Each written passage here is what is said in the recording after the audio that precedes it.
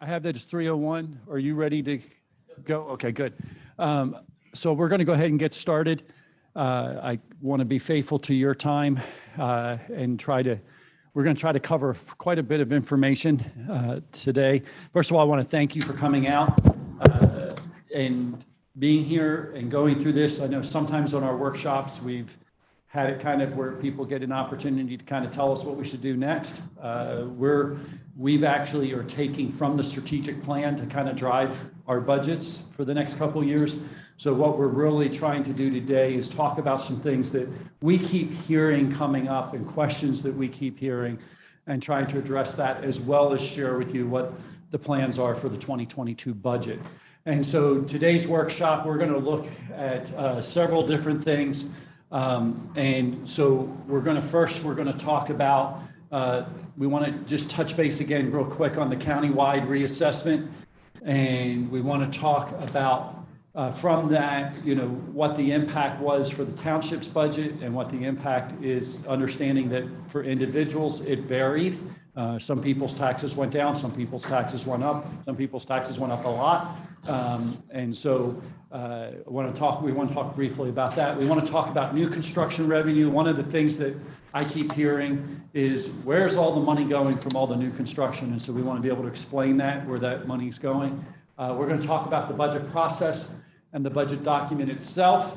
We're briefly going to talk about the strategic plan and where we're focusing the dollars going forward, then the 2022 budget, and then what's on the horizon for 23 and beyond.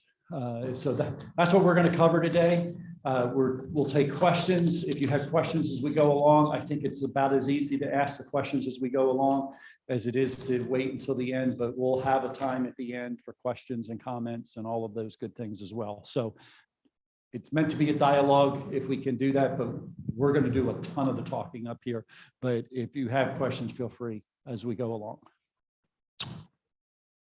So as most of you know in this room, in 2020, the county did a reassessment of all 49 municipalities across Delaware County. It was court ordered, and it was court ordered because it was determined that taxes were not spread equally across the county. So the purpose of the reassessment was to equal the tax burden across all properties, so it was more fairly distributed. So the effect on the residents, as Steve touched on, some parcels saw a tax increase, some saw a tax decrease, some stayed about the same.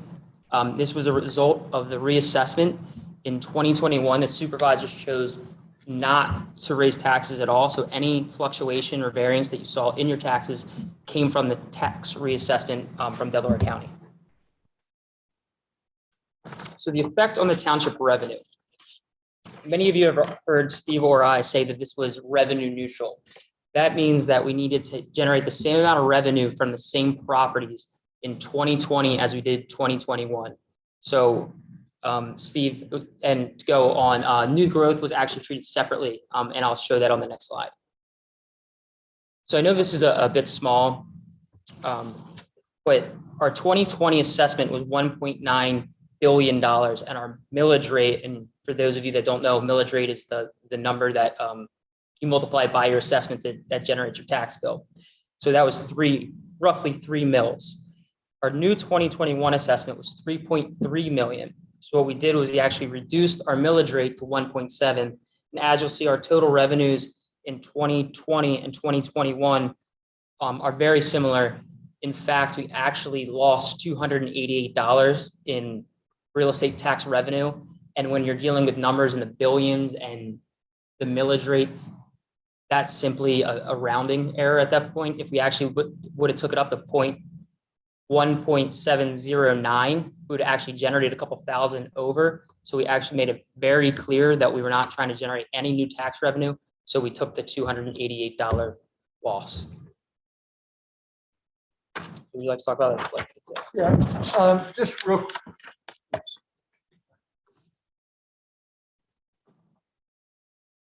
I'm not used to having to have a mic every time I go someplace and walk. Oops.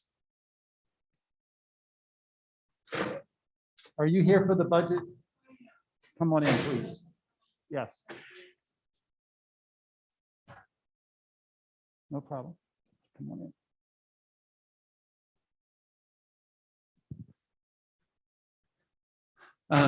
Really quickly, just wanted to just say one other thing really quick about the reassessment before we talk about new construction. On the reassessment, we do realize there was some individual property owners that were hit pretty significantly in that process. The idea, though, from the county's perspective was that if your house was worth $700,000 and a new build was worth $700,000, that supposedly you were both being billed the exact same amount for your taxes. I don't know if that's what really ended up happening. There's been a lot of debate whether it did exactly what it was supposed to or not. But I want to be very clear, the township really had zero to do with that process, other than we were trying to inform people along the way.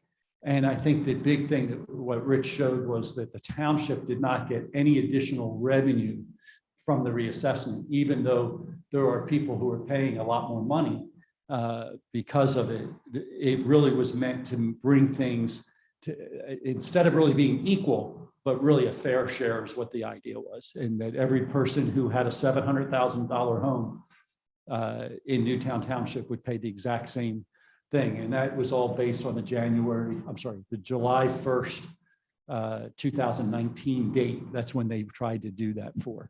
And so, like I said, there's a whole debate of whether it was successful or not, but that's what it was. That was what it was meant to be.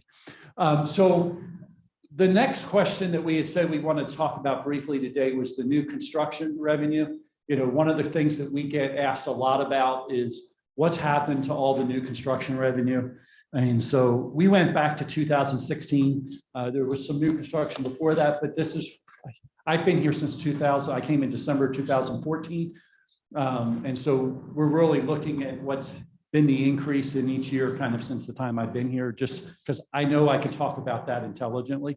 And I can try to put back everything together. We have records that go back, but I know what's happened going forward.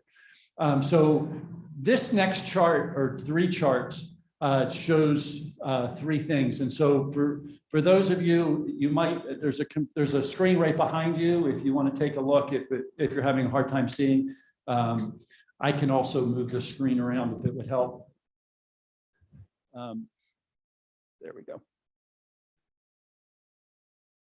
I don't know if you all can see, it's pretty small, but so the first chart across the top really is showing the millage rate and the change in the millage rate over the from 2016 to 2021.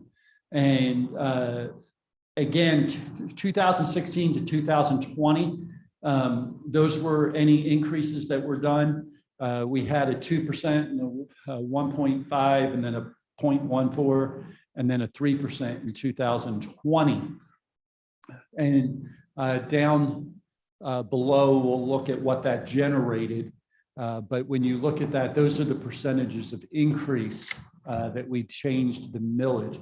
And then obviously in 2021, we just reset the millage, and Rich has just talked about that. And that's why you'll see that big drop. It just has to do because of the reassessment, we redid that. So then we looked at new construction and we said, what was the revenues that we've generated because of new construction, leaving out what we did related to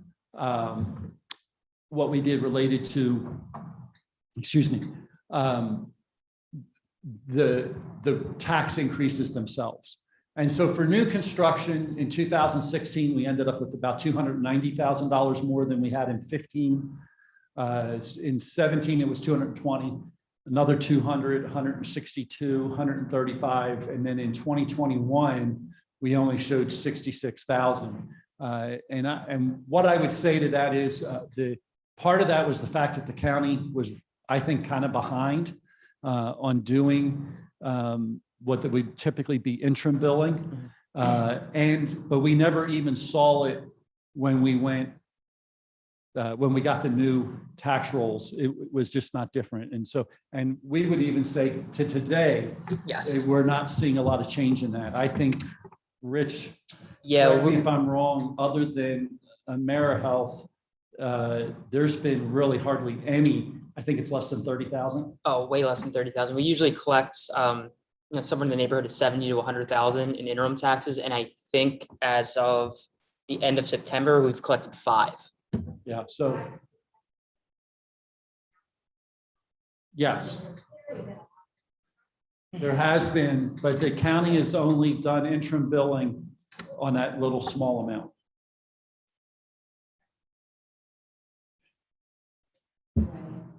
None. I would hope, I would hope that we would at least see, and we may not know the number today. We may not even know the number for budgeting purposes, but hopefully we would see it when we move forward in 2022 with the base that we would use for billing.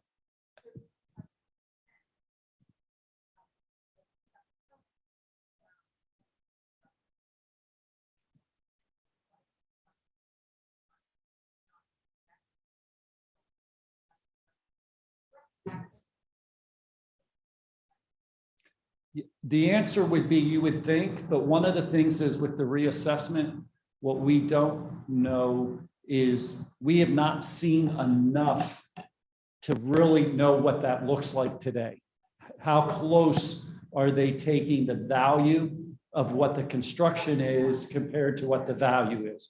And that may be one of the reasons why they're behind, is they're trying to figure out, you know, you do an addition to your home and it costs $100,000 per the permit, but has it changed the value of your home $175,000?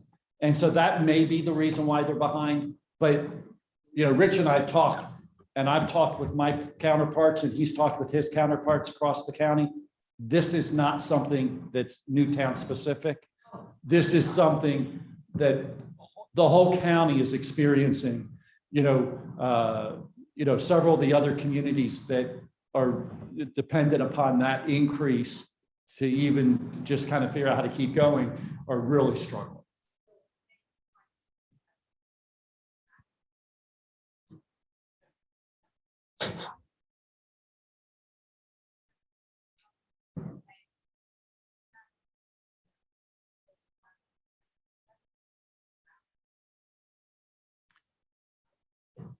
It should. There is a point where you can't go back. Okay, so I think you can go back 3 years. I have to check the law, but it can't be more than 3. So I'm pretty sure that's the right number. But the other question is, would they just do it effective the beginning of the year? And so it'd be January 1, they've just thrown it into the number. So if our assessment, I think it's 3.4 is what's up there. Do we find that on January 1 of 2022 that we see a number that instead of just being 600 more, it's actually closer to, or I mean 66 more? Do we see a number that's closer, even bigger than that? And so we won't know that until January 1. There's always that level. Typically, what happens on the last quarter of the year, the county stops typically doing interim billing sometime around September or October. Because they're now trying to get the tax rolls ready for the January 1 so they can send it out to all the tax collectors. So we're kind of used to that. That's a pretty normal standard thing, that if there's anything that happens between between September and January, we don't tend to get an interim bill. It's just part of the tax bill going forward. And I guess they figure that's just, that's the way they do it. And as long as they're consistent, I'm okay with that typically. I'd like to get the last 3 months, but Absolutely. I think they're behind beyond that. And I think part of the problem is there are so many appeals that are going on right now that they're trying to address all the appeals in the process. And we don't know what that impact is going to be. We know that the appeals actually, the new construction may just help us recover for appeals that are happening and the adjustments are, and we're kind of waiting to see that. We already know there's several appeals that have been pretty significantly awarded for the property owner that we're going to have a change potentially in where we are. And so we're just kind of watching all this, and I'd like to be able to say I know the answer, but this is one that we don't. Yeah, I mean, my hope is, I hope the worst case scenario is we're at zero, you know, and we may be based on what some potential appeals could be. Okay. We have a couple places that have paid in protest. Correct. And that number is a little higher than usual. And so we don't know how that's going to play out as well. And we take those dollars and set them aside. There's a certain percentage of those dollars we set aside in case the protest is awarded, or in case the appeal is awarded, so that we haven't taken it as revenue and then don't have monies. I mean, I'm not worried about it because we budget our monies well and we hold on to some fund balance, but there's some communities it would be a big issue for. But we recognize that. All right. So as you can see, you know, if you add those numbers together, and I'm going to round and say, you know, it's roughly $1 million, right? And then we've done, basically, it looks like we've done 3 tax increases. It really, it looks like we've done 4, I'm sorry. One was more of an adjustment than it was a true tax increase. So in 2017 and 2018, yes, there was the 2 increases, one at 2%, one at 1.5%. In 2019, we adjusted and made changes to the streetlight and the hydrant funds, and that's where those numbers came in of that 0.14. It was really adjusting where the dollars were going, and it was not really there wasn't really a big increase in dollars. It was a little bit, but that was where the thing came from. Finally, in 2020, that was our bigger increase, and that was $168,000.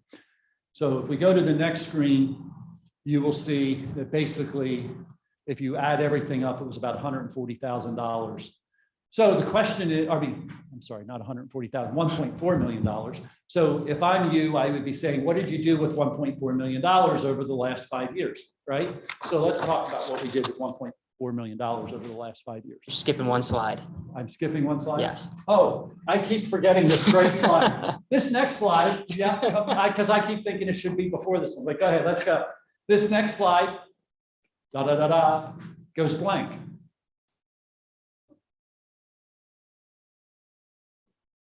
Did the slide go away? Interesting. It's in the handout. If everybody turns to their handout. I skipped the next slide because it went blank on us. The next slide basically says, what did the rate of inflation do during the last 5 years? It was 7.7%, if I'm doing this off the top of my head. Yes. And the rate of increase that we had in taxes during that same period of time was 6.6. Am I right? 6.63. Okay, not bad for remembering that off the top of my head and not being able to cheat. But that's how when we looked at that, one of the things that we wanted to say, were we going up faster than the rate of inflation? We're actually a little behind the rate of inflation in trying to manage that. Now, next screen. This screen is meant to show you all the new expenses we've had since 2016. I'm not going to go through every one of those, but I am going to cover a couple that I think are important to understand, because I think they are new and happened potentially because of new development, if that makes sense. And so are we tying back, and are we looking at expenses kind of matching what the new development is versus what the township is getting? You know, obviously we look at the road program. I wouldn't say that's necessarily because of new development, although there are more traffic, there's more traffic on the roads, so there is some more wear and tear on the roads. But that was more because really the township had not invested a lot of money in the roads before 2013. I think George came in 2013 and they started doing some road programs then. but we needed some real dollars there. The liquid fuels gives us about 350,000. We know that to do a mile of road costs roughly about $350,000 to repave. We have 52 miles of road in the township. A road lasts for about 25 years. If you divide that number by 2, it means we should be doing at least 2 miles a year. And so the idea was to get us up, that we would have enough money every year to be able to stay on top of repaving roads using liquid fuels money and some tax money. So we have 50,000 for each year through those years. We're also have another 50,000 in the budget this year to add to that, so that would be 350. So in 2016, it was 50. In 2017, it was actually 100. In 2018, it was 150. 2019, it was 200, and so on. And that's how we got up to the 300,000 that we are now putting in every year to help us with the road paving. As part of the fact that we're growing, we've added 2 officers. To explain that, we have, before, when we first started, there was roughly, I think 17 officers when I came. And so Chris and I sat down and talked, and we said, as the growth of the, all the new development we had, there's more calls, there's increase there.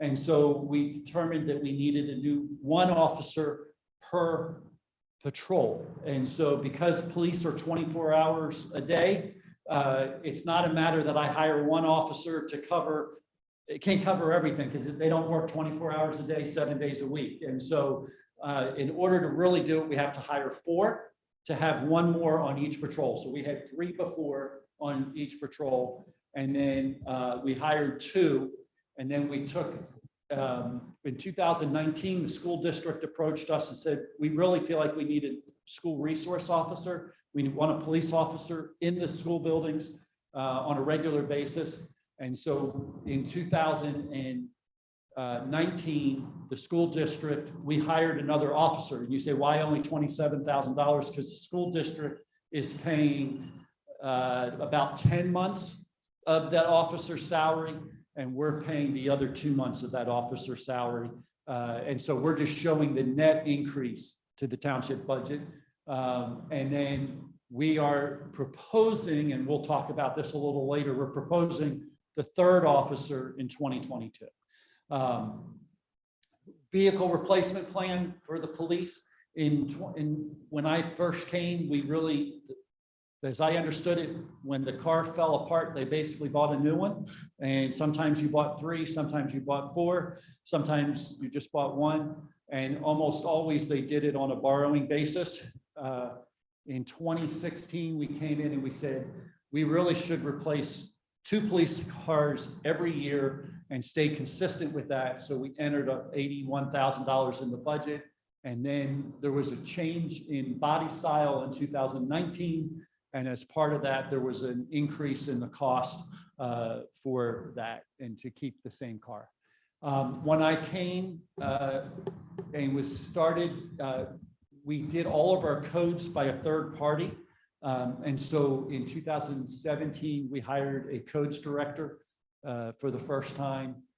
We also, in the 2 years later, we hired a codes inspector, and really they're inspecting for the rental program, and they're inspecting when you sell your house, they go through and they do that inspection, the CO inspection, or UNO inspection, I'm sorry. I had a moment. We also looked at, one of the other additions that we made was hiring a public works employee.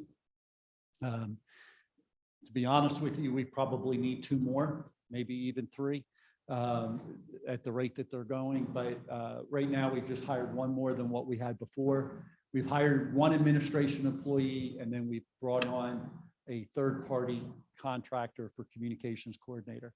And we're using like a media kind of thing for that. When I came, I saw that we were doing park maintenance out of our open space funds. And I didn't think that was the right way to do that. Open space funds should be spent for either major improvements to open space and or for purchasing of open land. And so we were budgeting basically about $66,000 a year in there. And so we moved that into the general fund budget. So that was another increase.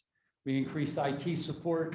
And then you can see down just through over the last, I'm going to drop down to the wages. You can see just what the cost of wages has been over the last 6 years and the cost of benefit increase. I will say we've been very fortunate. In 2015, we changed our insurance and went with the ICU, and which is the intermediate educational unit of the county, Delaware DIC. Am I saying that right?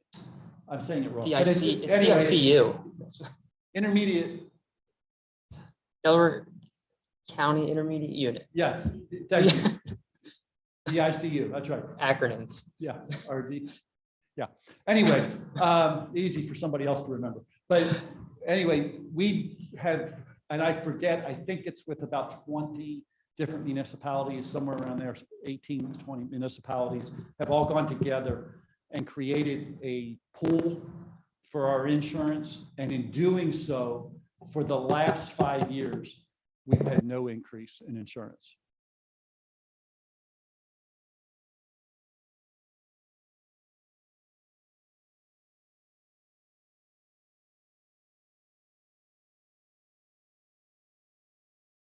In pension and public works replacement program. As you can see, overall, and then debt. And so overall, that was $2.8 million.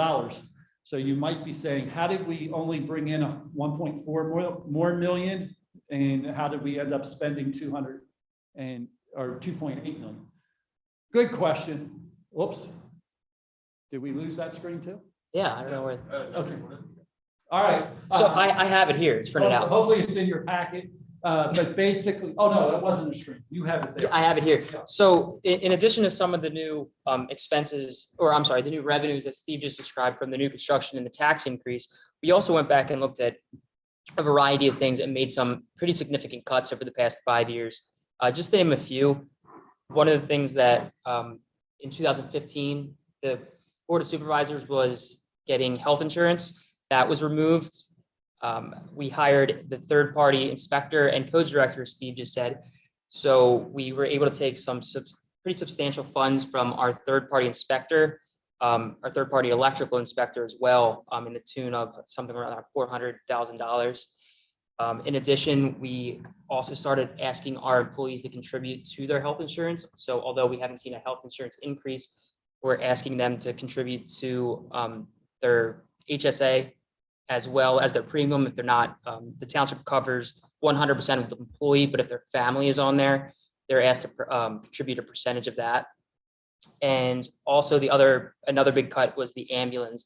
Although the ambulance brought some revenue into the township, it was actually costing more than it was bringing in. So with the removal of the ambulance, I believe it was in 2015 or 2016, that was about another $260,000 that the township freed up. So those were just some of the main cuts. There's still a bit of a variance there between how much we brought in and how much was expended, but those are the main ones that we can put our finger on and how we keep the budget balanced. In addition to that, there has been some increase in LST tax. Correct. And there was also some increase in, we saw some increase in real estate transfer tax during that time. So those are two places also we saw some. But as you can see, our expenses are, definitely more than what we brought in for, the increase in expenses is definitely more than what we brought in under real estate taxes. Okay. Jumping a whole piece. Is the strategic plan next? Yeah. Oh, okay. I don't know what's up with the images in. Okay, I apologize for the images up on the screen, but anyway, so in 2019, we started a strategic plan for the township, finished it up in 2020.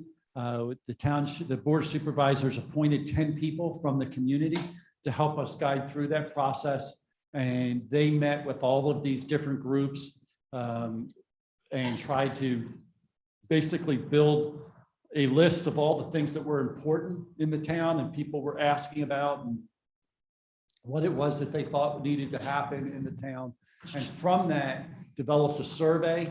In that survey, we mailed out 7,000 surveys to the town. We ended up getting 1,500 back, which is a really great return.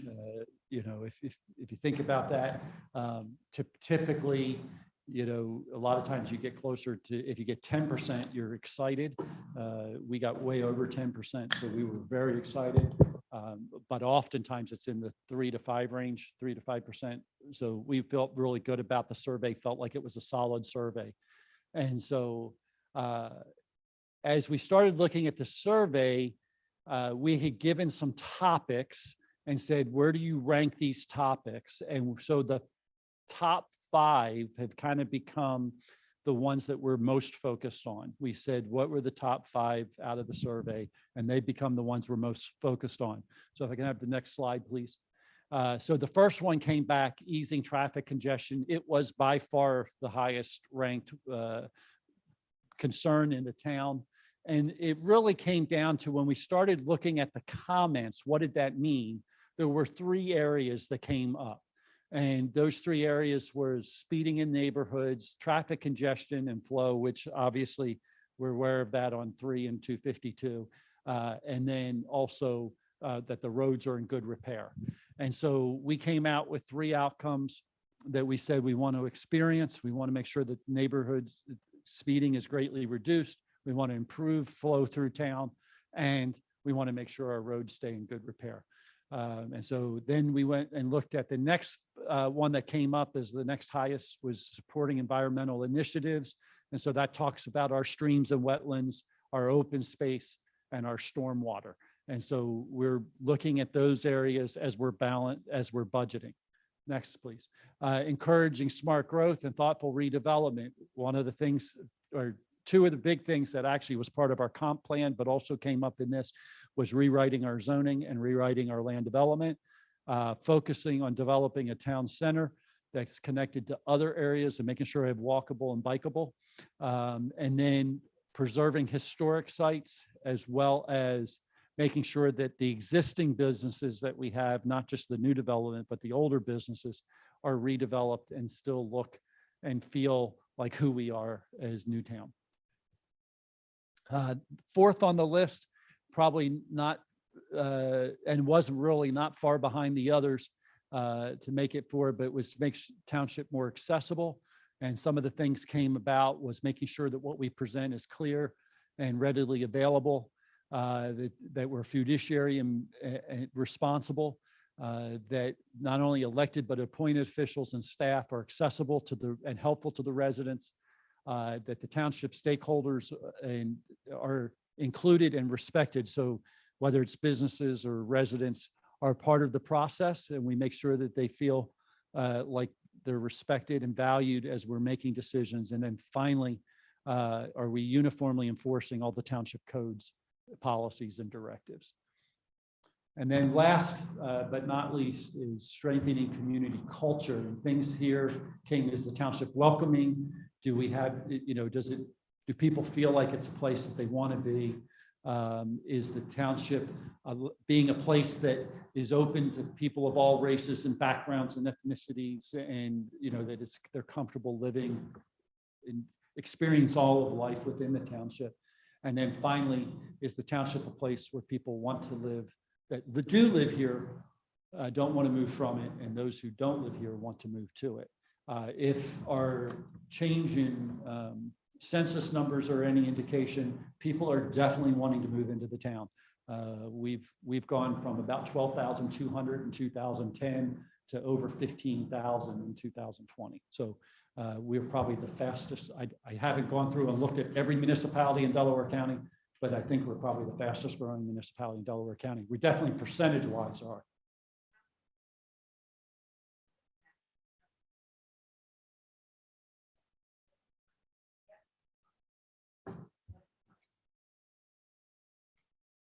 Well, I mean, That could be true.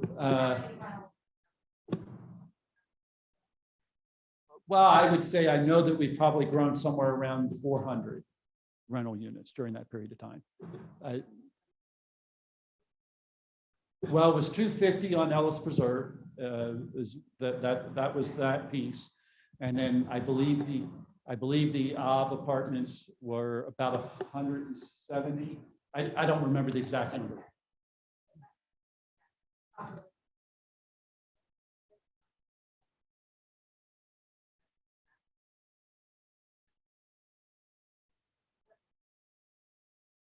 Yeah. So that was what the strategic plan focused on. And so we said, if the strategic plan is important, the budget process should be around the strategic plan. And so that was the next step. And so we really started looking at and saying, what do we need to do? So back in May of this year, May, am I right? Yep. May of this year, feels like forever ago right in the moment. But anyway, back in May of this year, we took the first step and we brought the board of supervisors in, had a public meeting, brought all the township staff, well, heads of departments in, and started saying, what is it that we need to accomplish in 2022 towards achieving our strategic plan? And so that all of that was taken into account as we started planning the budget for 2022. So before Rich takes over and starts talking about the budget document, I just want to mention that for 2020 and 2021, the township has been awarded the Distinguished Budget Presentation Award, and from the GFOA, which is the Government Financial Officers Association. I want to talk about why this is important, what it means. And Rich will go into more detail, but it's important for a couple reasons. One is it's meant to be a document that explains well to the community what our process is and what the budget is. And for them to come back and say that's what we're doing is important. In addition to that, I think it's important, there's only 20 municipalities or special governmental groups in the whole state of Pennsylvania that have won that award. None in Delaware County except for Newtown Square or Newtown Township. And so I think that's a huge thing. I think it says a lot about what we're doing, how we're trying to be as transparent as possible, how we're trying to be upfront and show people what we're doing and going through the process. They're changing all the rules. We may not continue to get it every year going forward because they're making it much more difficult to get, but we're trying to make all the adjustments to make sure that we do. Rich, go ahead. Yeah, sure. So as Steve was saying, it's one of the highest honors the GFOA can give a budget document. There's a lot of criteria. You can look it up at gfoa.com. There's I think it's about 4 or 5 pages of criteria that you really need to meet. But overall, the budget document needs to be a policy document, a financial plan, an operations guide, and something that Steve and I really try to do extremely well is we try to make it a communications guide. So that's why I kind of wanted to go into a little bit of how to read the budget document. So as you'll see here, your handout, I believe, has police on it, but I switched out to public works because there's a issue with the police. So as you can see, the page is kind of, it's a busy page, but some of the things that you'll notice on here that are requirements, you can easily find what fund you're talking about. You can easily find what kind of accounting method you're using, depending on what fund the accounting method might vary. There's also a brief department description on what the department does, and then the department's core values. Another thing that you'll find here is actually the department org chart, which is we find important because it really helps you analyze some financial data. If you have the budget in front of you and you see gaps in personnel budgets, you can really go back and tie everything together. So as you'll see here, we have a little bit more narrative about what the department actually does, a 3-year history of where the employees are, and then you actually have your numbers, as well as a projection of where we think we're going to end 2020, because hopefully we're passing the budget before December 31st, and we don't have the final numbers of where we're going to end. You have your 2021 budget, and then you actually have a 2-year projection out. Steve and I are really going to start looking at budgeting 5 years out for some of the things that we'll get into later on in the presentation. We're starting capital improvement plans, and they're going to look at a 5-year period. So we're really going to try to expand the budget document to include the current budget plus 5 additional years. Last but not least, we try to define capital items that you'll find in the budget. As we'll get into in later slides, we have some capital items that we would consider ongoing capital items, such as vehicles, things that we know that we're going to need to replace every year, and we use operating dollars to fund those. That's where you'll see these defined. And then we also have one-time capital purchases that we use our fund balance or our reserves to purchase, because they're one-time things that you won't replace for another 20, 25 years. So moving on to how we actually get to passing the budget. So as Steve touched on in May, the supervisor and the staff sat down and we really got some input from the staff as well as the supervisors of what would you like to see in the 2021 budget. To my knowledge, that is the earliest that we have started it to date. When I told some other municipalities that we were starting our budget in May, they kind of looked at me like I was crazy, but the earlier the better as far as we're concerned. So our first presentation was in July, and that was our personnel budget. We quickly moved on to our capital in August. Our operating was just earlier in the month in September. You can see the 2 budget worksheets, one of them being the one that you're at today. In the first meeting in October, we're planning on presenting our proposed revenues. On the 25th, we're going to combine all the expenses and talk about some of the other funds other than general funds. Although the general fund is our primary fund, we do have approximately 9 other funds that we do need to budget for. November 8th, we're going to ask permission to advertise. Once you get permission to advertise, the budget cannot be passed legally within 20 days. It needs to be advertised for 20 days in the newspaper of general circulation. So on the 8th, we hopefully can get it in on the newspaper on the 9th or the 10th. That starts our 20-day window. If you do some quick math, the 22nd doesn't give us enough time to pass the budget. So we'll present some minor modifications to the board if there are any, with the hope to pass the budget on December 13th.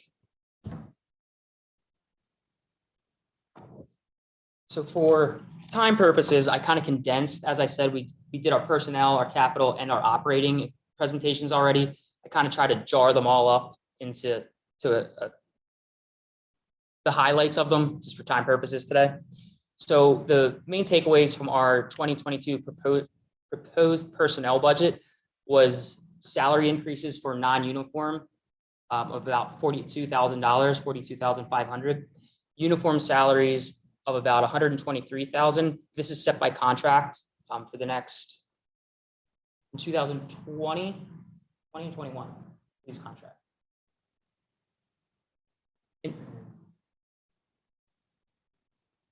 Yeah, so in 2021, we signed a 5-year contract with the police that have these increases already set out for the next 5 years. So we're contractually obligated to give them a 3% increase in 2022. We're proposing the addition of a new patrol officer. And last but not least, as Steve's touched on already, we had no increase in our medical insurances again. So moving on to our capital budget items, we try to break down our capital into our new items and our replacement items. Replacement items would be something that we need to replace to keep a similar level of service that we currently have, such as the vehicles in administration. Our new item in administration is document scanning. We're trying to go paperless here in the township, and this is year 1 of a 3-year process. We're going to have all the documents scanned over in the Public Works garage into our software so we can easily get them out to the residents upon request. The next would be codes. As Steve said, it aligns with the strategic plan. Once we finish up the zoning rewrite, we want to move right into the land development rewrite. Police capital, our replacement items would be the 2 new police cars. As we touched about, we do a vehicle replacement program. This is just going along the lines of what we've done in previous years. Some new items would be one of the message boards that I believe is still on Ellis. If you drive home that way, you can see it. That would be the big message board. Some temporary speed signs and some additional temporary speed tables.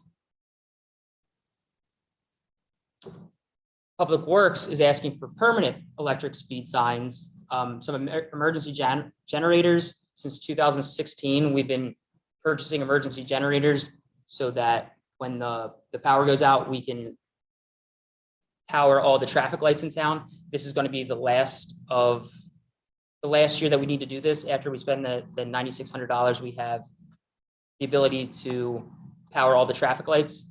And as we just talked about, along the purpose of temporary speed humps is to test if they're achieving the desired outcome. If they are, we could pick them up, and Public Works would install some permanent speed humps. You see about $90,000 in there. Some replacement items would be the replacement of a 350 that we currently have that is going, has some wear and tear on it. In 2016, 2017, we started a building renovation. One of the things that we didn't do was replace the roof on this building. We believe it's time to replace the roof, replace some school signals, and a sign replacement program to replace all the signs owned by the township. This is the 5th year that we're doing this. We believe that there's about another year or 2 of this, and then all the signs in the township have been replaced.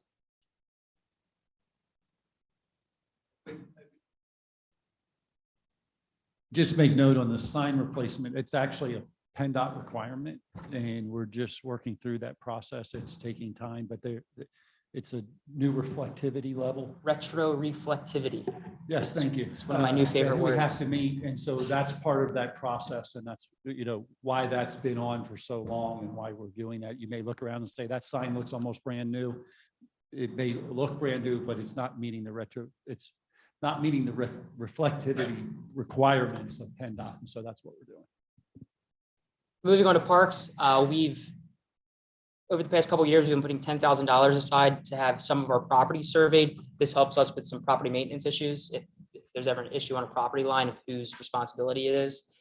The Bartram Bridge is in need of some repairs, but the main expenditure you'll see here is the replacement of the turf field.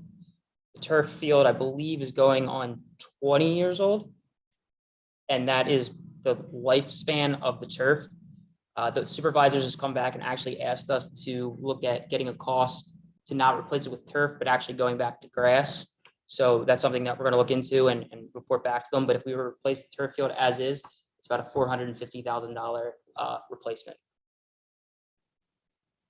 So as you can see on your left are all the new items totaling about $206,000, and on our right are the replacement items totaling about $970,000, bring our total proposed capital budget to about $1.18 million for 2022. So our operating budget that we just gave on 13th, the beginning of September, like I said, I'm not going to go through every line item here, but if you're if you look down the right-hand side, we're just going to touch on some of the big variances. You'll see a big increase, not a big increase, a $38,000 increase in administration. This is a reallocation. As you remember, as Steve talked about before, we were budgeting for full-time employee in communications. What we actually did was we moved that money from that employee to a third-party contractor. So it went from our personnel budget to our operating budget. So you'll see an increase there, but you'll also see the decrease on the personnel side. Another thing that you'll see is an increase in our IT department. In 2021, we backed down the money we were putting into our IT replacement program. Adding the $16,000 back in is going to put us where we need to be sustainable long-term. That was a 1-year kind of deal that we could back the $16,000 out, but to replace the IT we need on an ongoing basis, we're going to have to put the $16,000 back in. You'll see an $11,000 increase in police. This is associated with the new officer costs. If we don't hire the new officer, a lot of these costs go away. These are things such as trainings, uniforms, boots, things along those lines. And then the last on this slide you'll see is the fire. the fire department's come back and asked for close to a $22,000 increase in their contribution from the township. This would help them out with things such as debt service, equipment they put off, and just some general overall utility bills. Code enforcement, you're going to see a $58,000 increase. This is associated with the inspection fees. There's actually a revenue tied to this fee as well. So if the permit revenue does not come in, this money does not go back out. So although you're seeing a $58,000 increase here, like I said, if the permits come in higher, we receive more revenue for it. So the expenses need to go up as well.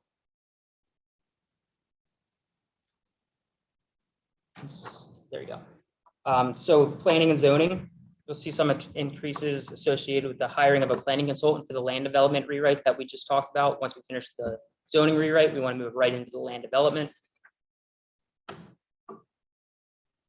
Recycle. Okay. You'll see a recycling increase. We're going out to recycling. This is contractual as well. One of the things the supervisors asked us to go back and do is look at the price of weekly recycling versus bi-weekly recycling. Every other week recycling, not twice a week. So that's something that was actually out to bid now. Once we get those dollars in, we can come back and we can adjust that number to reflect what the bids came in, as well as present to the supervisors what it's going to cost per weekly recycling. But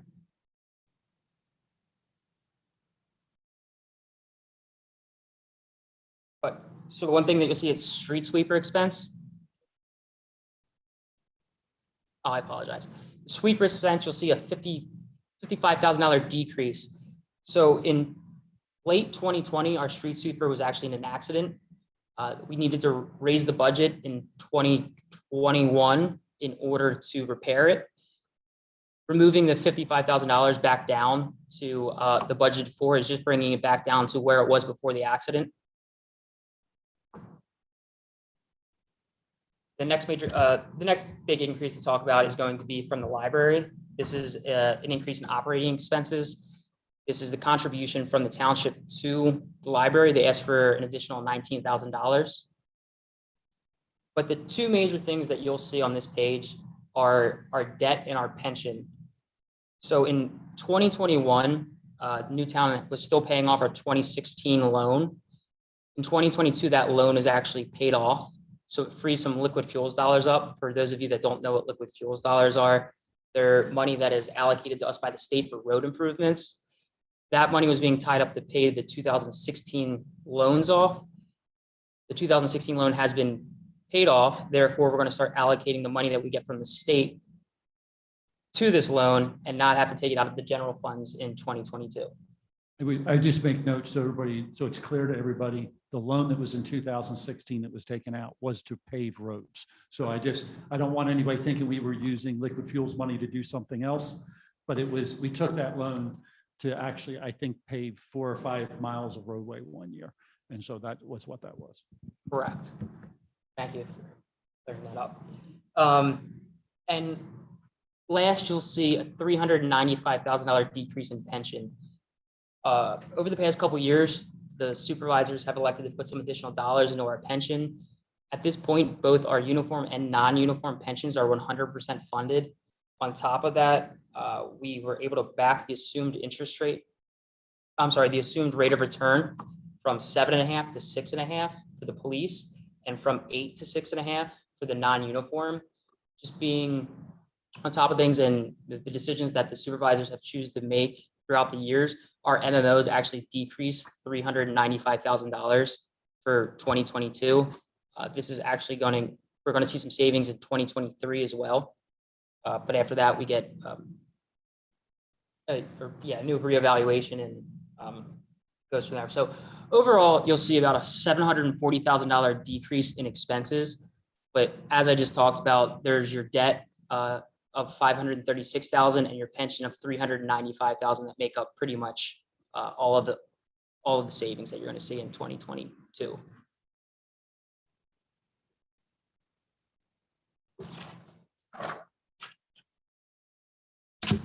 finally, we just want to talk about a couple things that we know that are coming as we continue to move forward in 2023 and beyond. We've talked about, we mentioned that we were going to hire one police officer this year. We would be also looking at hiring another police officer in 23 or 24 with the idea to finally have 4 on each platoon. So so that we get back up to a 4 number there, or get up to a 4 per platoon in that way. We talked to, Rich has mentioned, and I've talked a little bit about the capital replacement plans that we've been putting in place. We've been working with the finance committee, and they asked us to really look at a couple areas, and we created a kind of a more looking long-term type of committee to look at what are some of the replacement plans that we should get into place. And one of the things that we're looking at is our traffic lights and our street lights. 3 years ago now, I think it is, we replaced all of our our street lights in town and made them all LEDs, but they have about a 15-year life. And so we're looking at what should we be putting aside each year so that we're prepared in 15 years to replace those in that way. And then probably the one that we started on and we thought was going to be more of a 2023 number, and we're working on it now, and I think the board is going to ask us to put something in this year, is stormwater. We're looking at stormwater from 2 perspectives, particularly in the new neighborhoods. There's lots of storm inlets and things like that. That's just part of how the new construction is. I think I forget when I think it was in the 70s, early 80s was when the stormwater started being managed a little bit differently, but a lot of our construction in Newtown has been much more recent. And if you take a new area of town and see the map of stormwater in the new area, and then you compare it to an older area, in some cases, there's no inlets, or if there are inlets, like in Upper St. Albans, I think there's like 4 in the whole neighborhood, compared to being just across the street over in Lissitor, there's probably 104. So it's a big difference. And so we're taking a look at we want to look at everything that's existing and make sure that it's functioning right first. We want to make sure all of that's in good shape. And so we're looking at a number, what it would take to replace those and get those in play. In addition to that, we're looking at, in the older neighborhoods or in areas where we know we have prone to flooding in particular, what should we be doing to help make sure that we at least address it in some way? And it may not be an inlet like you're used to seeing. We may do some more swales. We may do some other things. There's a lot of things out there of ways of addressing stormwater that we're going to try to look at in the existing neighborhoods that have been around a long time. In fact, we're doing one over this year, hopefully between now and the end of the year, although it looks like it'll be early part of next year, but when the construction's actually being done over on Glendale Avenue or Glendale Road, and that's a low volume road. We were able to get a low volume grant to be able to address some stormwater issues over there. So we're doing that. In addition, the township has done 3 master plans over the last, I guess, about 4 years. We did a master plan for the Meadow Preserve. We did a master plan for Greer Park, and we did a master plan for trails and greenways. All 3, well, the Meadow Preserve and Greer Park are both about a $5 million process if we were going to implement those plans. And then the trails master's plan for the trails and greenways was, closer to $20 million. So those are all big numbers, kind of like the stormwater. That number is going to be really, really huge when we get that number. I anticipate the stormwater number. It cost us $33 million to put in sewer, kind of on the western side of the township, and that wasn't even the whole western side. It was just part of the western side. Sewer pipes are bigger, and it's just a bigger project when we do that. And so I expect those numbers to be really big when we see those numbers. We're required by law, state law, and federal law, we're under the MS4, which is the Municipal Separate Storm Sewer System look, and that's the MS4. We're required to look at our water quality of what we're putting in and our quantity of water we're putting into the streams. And so as part of that, we have our latest MS4 plan. And I want to say that's a 5-year plan, and it's somewhere around $1 million, $1.4 million that we need to get put into place over the next 4 years or 5 years. And there's a variety of things of stream bank restoration, as well as planting trees and some rain gardens and some things like that. And then finally, we're going to continue to look at how we manage fund balance going forward, and what our fund balance policies are to make sure they're wise and smart. You know, one of the things we've just been in contact and are going back and forth with Moody's on our evaluation. Right now, we're a AA1, which is a good, solid debt rating or fiscal rating. And I asked the question, what would it take to be a AAA? Because that's ultimately what you would like to be, right? You know, if you want to be the best, right? And we want to look at that. And they started telling me, well, you need to have, at least in your general fund, equal to what your expenses are for the year. You need to have in your, capital fund a certain level. And we started talking. I said, I'm not sure that's the goal of the township, right? You know, I'm not sure that our desire is to be sitting on enough money to be able to pay all the expenses for the next year in our general fund. I mean, I understand the concept and I understand why they say that, but I'm sitting here saying, that's not been who Newtown has been. I'm not saying we shouldn't move that direction, but that would mean right now we have fund balance policies that says we're 25%. That would mean that we would have to go up, and instead of having about 2.5 million in our fund balance policy, or in our fund balance in the general fund, we'd almost have to have 10 million. And that's a lot of money to be sitting there.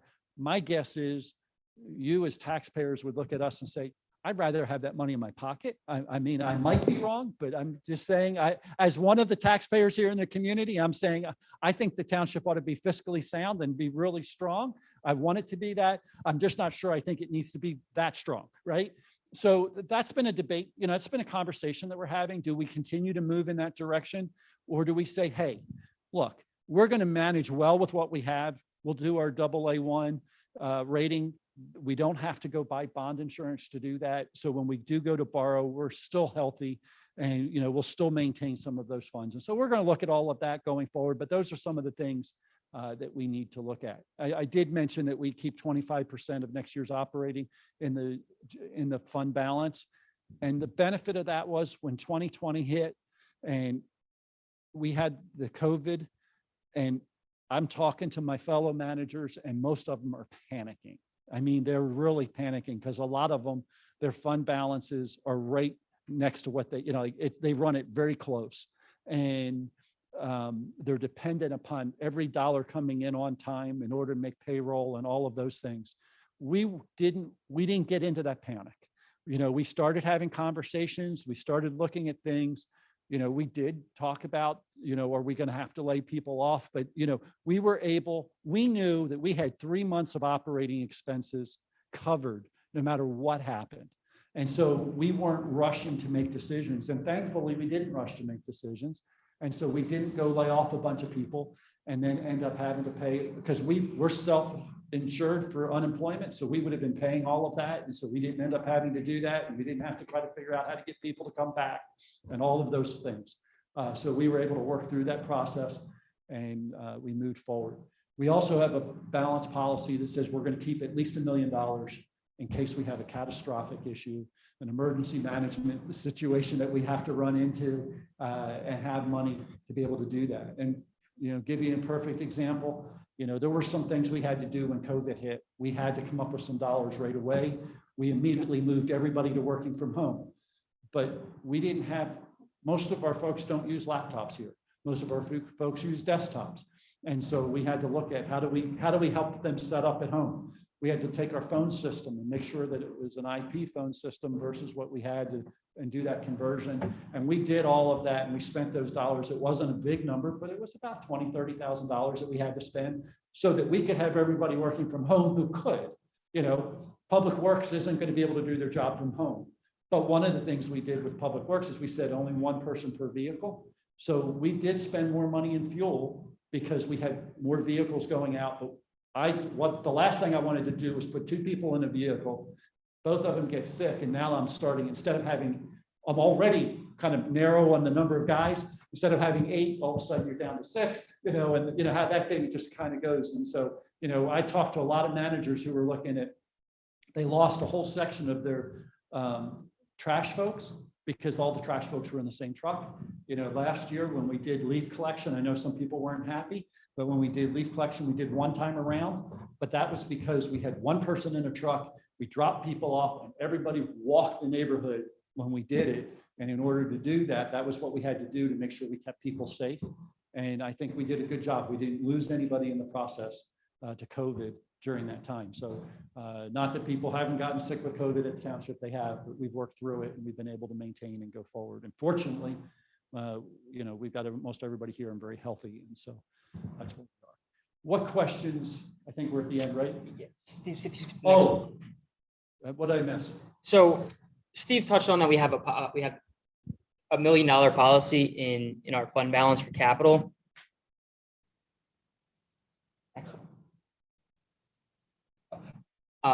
But there's a number of things that Steve talked about. We currently have these items committed in our capital.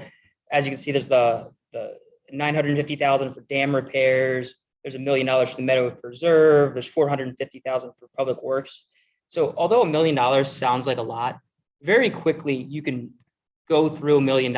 And this isn't even addressing some of the stormwater issues that Steve has gone on about, some of the master plans. So although we are healthy fund balance wise, there are a host of projects that we are aware of that need to be addressed moving forward.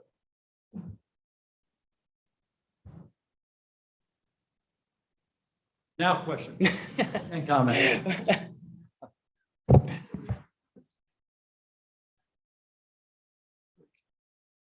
Okay, I'm gonna.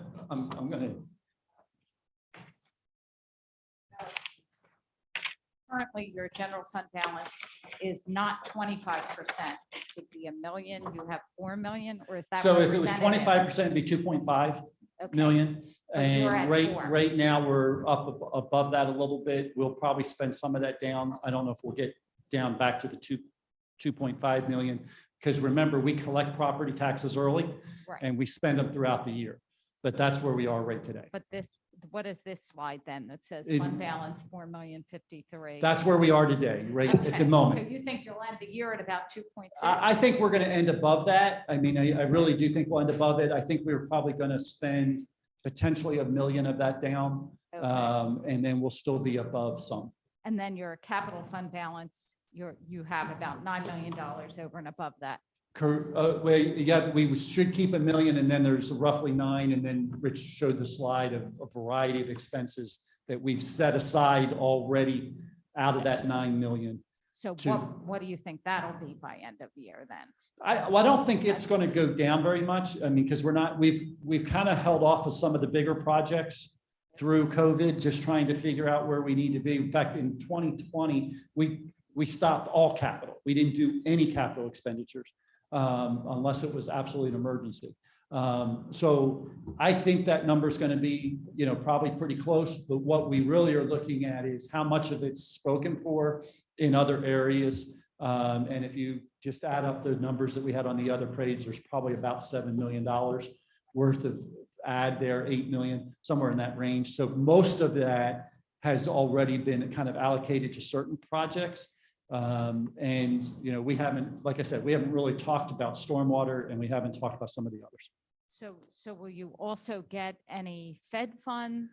We did. We've received 700 and Let's call it 750,000. So that was not anticipated in last year's budget, but. And it was not even, yes, so that we got, I think that, what did they pass it in March or something like that? We're still kind of waiting on direction. But You know, did you get the money? yeah, we have 750 today. We got that in August? July or August.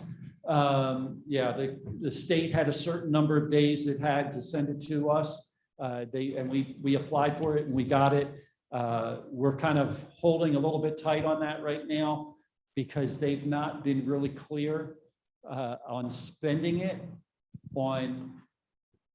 they've given you lots of ways you can spend it.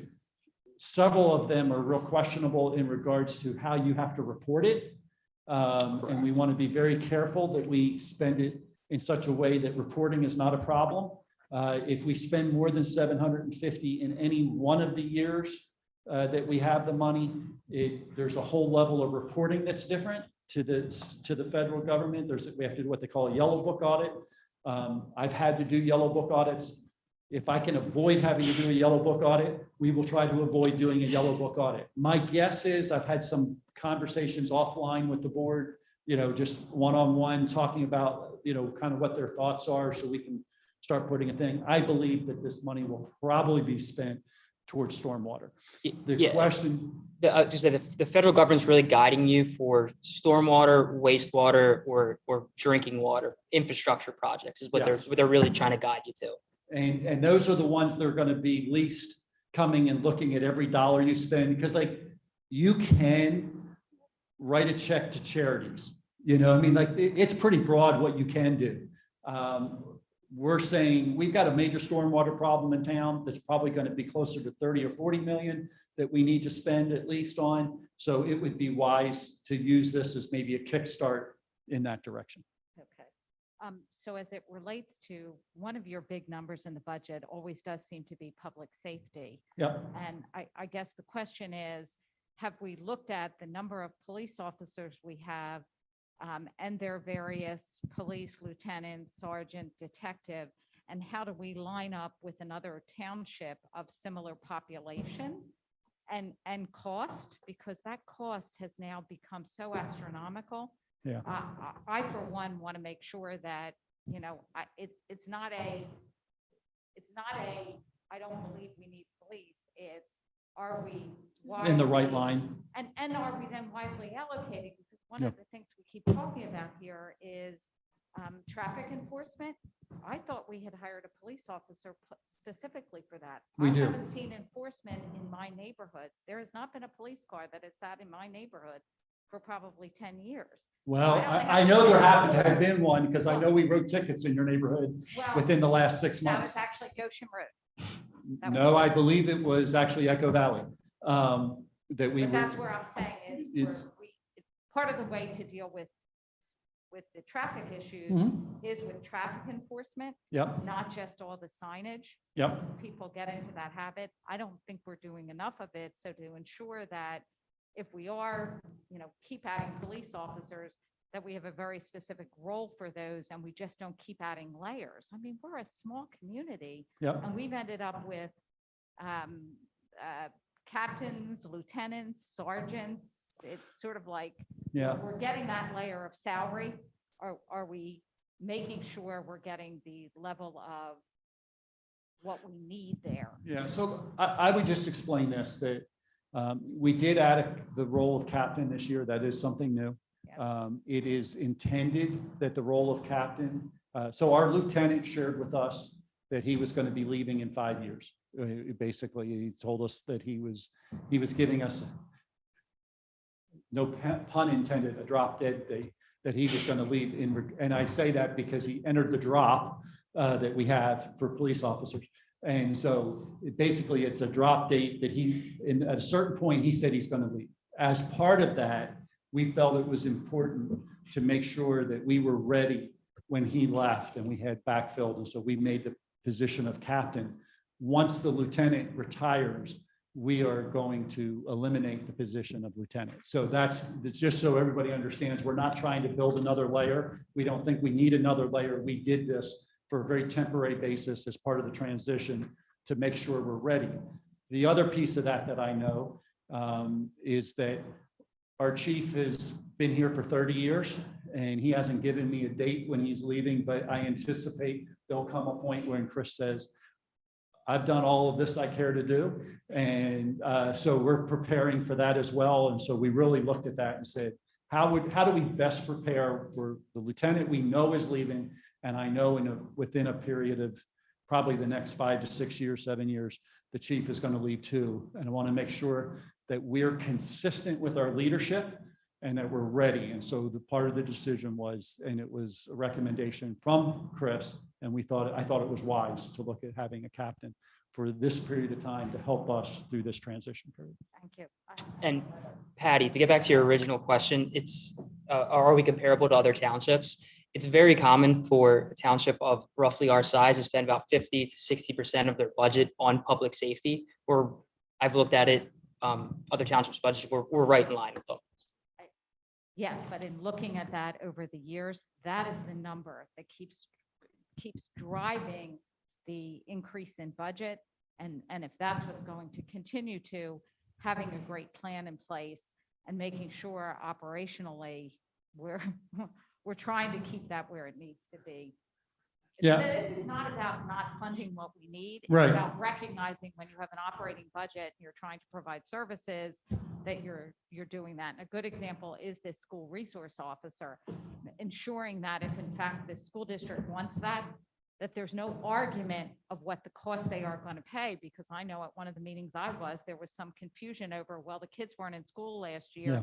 Yeah. The school district didn't then want to pay for that officer. So, well, we hired that person specifically if that's going to retain the case, whether the kids are in school or not, that should be a school district cost, not a Newtown Township. So that's why I'm like, this has more to do with, gosh, looking forward. Yeah, I can spend the money. I have to tell you, I don't know how it's sustainable long-term. I mean, I have to tell you, we looked at the municipalities around us when we looked at the contract with our police, and our police are not the highest paid. I can promise you that. If anything, we're behind a fairly large amount. And I mean, just to give you an idea, a new officer coming in over at Willistown's over $115,000 just for their salary. Is my understanding. And we're not doing, I mean, that's not where we are, although we're kind of working our way up there. I mean, we're having to be competitive to keep people. One of the challenges that we're going to have, and I know Gene's here in the medical field, they're having a real challenge of keeping people just even in the building and, those kind of things. We're looking at it from an EMS standpoint. We're looking at it from a police standpoint. I know that we have a potential over the next 5 to 7 years that about a third of our department could leave. They'll be at a point where they could retire. And right now, people aren't lining up to be police officers. People aren't lining up to be EMTs. People aren't lining up to be volunteers at fire companies. And so public safety is going to be a huge issue that we're going to have to look at going forward. And are we going to have to look at doing things regionally, or, we're going to have to really take an examination of that. And I'm not sure we'll have all the answers in my career here, but we are, I want to make sure we lay the foundation so that the township's ready to move forward and be solid through that process. So I just have 2 other comments and would like to spend your money a couple of ways. One is, if you look at and I know it's a state road, but I do think it's really important when our township looks like it's been really well cared for, the islands going down 252 and even some of the islands on Route 3, to the degree that we can afford landscaping or afford repair or try to figure out how to deal with all the concrete that seems to be now showing up on the roads would be great. The second thing, personal pet peeve, have great friends there. Why we do not pave the roads in Newtown Heights, because the township at one point did not take dedication. I find it personally affronting that my roads get paved. I pay the same tax rate, but if you live in Newtown Heights, and but for the sewer project, if you lived in Florida Park, the township has never paved your roads, nor done stormwater repair. Like, I don't care. Well, that- Florida Park roads, all but a couple of them are dedicated to the township. but And there- that's why we But paved. there are a couple of paper streets there. Yeah, there So are a any couple paper place there's a streets. paper street Yep. that really is as a result of the township not doing their job years ago. The issue we now have is you can look in the Heights now, you can see the level of development that's Yep. been there. Do we really want to not have it look like the rest of Newtown Township? And to the degree you can get money in your budget, even this year, to agree that even though they are paper streets, if there's a way to legally get them in the road program, I'm all for it because Yeah. I think that helps everybody. Yep. And then I guess the only other thing is this whole thing of codes, to the degree we can work to get the cost of codes to be revenue neutral, Mhm. so that whatever our permit costs are, they really are taking care of the cost of that personnel, because I don't think that has a direct benefit to me, the taxpayer, if I have to pay for codes enforcement other than that portion of their job that deals with violations. So I that will, any- I will tell you, it's at least cost neutral. Is it? Oh. Okay. it- it- No, and that's, It's, I it's mean, probably better than cost neutral. it's, you don't necessarily see that when you see a budget. What you Right. might see is, this is the cost of codes enforcement.